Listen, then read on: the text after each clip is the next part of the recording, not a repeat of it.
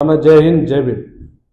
आपण मध्यंतरी प्रेस कॉन्फरन्सद्वारे तुम्हाला सांगण्यात आलं होतं की या भिवंडी तालुक्यातील माजी तहसीलदार आणि आजच्या उपस्थितीत असलेले ठाणे जिल्ह्यात प्रांत म्हणून काम करत असलेले ठाणे जिल्हाधिकारी कार्यालयावरती असे भ्रष्ट अधिकारी शशिकांत गायकवाडजी यांनी आज आपल्या इथे तहसीलदार असताना मोठ्या प्रमाणात जागा वगैरे घेऊन भ्रष्ट मार्गाने आज कुठेतरी विक्री करण्याचं काम चालू केलं। त्यांच्या माध्यमातून आज आपल्या इथे पायगाव असतील, नंतर भिवंडी तालुक्यातील पडगाव विभाग असेल, नंतर अंबाडी विभागात असेल, अंबाडी विभागात कमी पण पायगाव पट्ट्यामध्ये आणि आपल्या येथील असलेल्या पडगाव विभागामध्ये मोठ्या प्रमाणात जमिनी घेतल्या आणि त्या विक्री सुद्धा केल्या।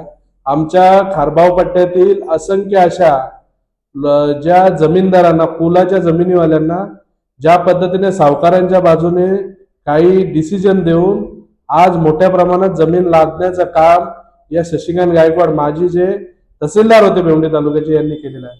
माझं या व्हिडिओच्या माध्यमातून कॉन्फरन्सद्वारे सांगणं आहे की जे आमचे महसूल मंत्री आहेत साहेब, अशा पद्धतीने घोटाळा करणारा अधिकारी जर आमच्या इथे ठाणे जिल्हाधिकारी कार्यालयामध्ये आपण प्रांत म्हणून त्याची पोस्टिंग करून इथे पाठवत असतील तर हे कुठेतरी निंदनीय आहे। आमची एकच विनंती आहे, अशा पद्धतीने भ्रष्ट मार्गाने काम करणाऱ्या अधिकाऱ्याच्या जेव्हा आपल्याला पुराव्यानिशी सर्व कागदपत्रांसहित तक्रार दिली जाते त्याच्यावर कारवाई होणे ही प्राथमिक गोष्ट असते, पण तुम्ही त्याच्यावरती अजूनपर्यंत कारवाई सुद्धा करत नाही, तर आपण सुद्धा या भ्रष्टाचाराच्या पाठीशी घालण्याचं काम करत आहात का? हे आमचा प्रश्न या ठाणे जिल्ह्यातील काँग्रेसचा आहे।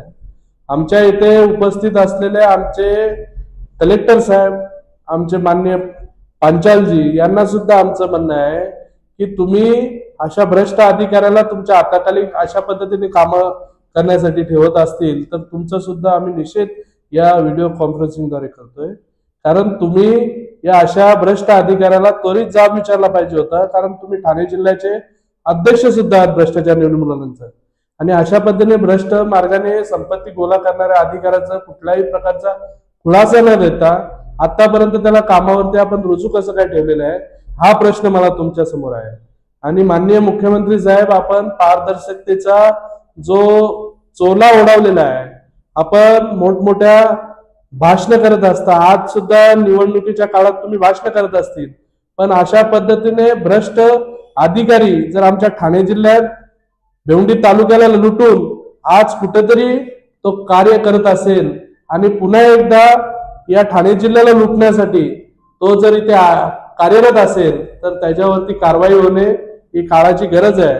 आणि तुम्ही जे पारदर्शकतेचा जो चोला ओढवलेला आहे ती पारदर्शक सरकार काय असते अशा पद्धतीच्या भ्रष्ट अधिकाऱ्यांवरती कारवाई करून तुम्ही दाखवून द्यावे, हीच आमची मागणी या व्हिडिओच्या माध्यमातून आहे।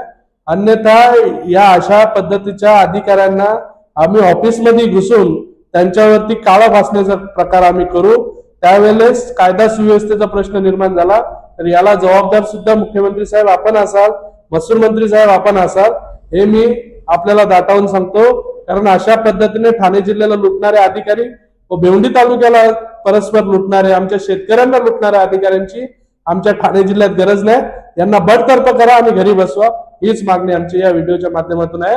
हे एवढे जे आम्ही कागदपत्र जमा केलेले आहेत हे कागदपत्र सुद्धा तुमच्या ऑफिसमध्ये देण्याचं काम करू।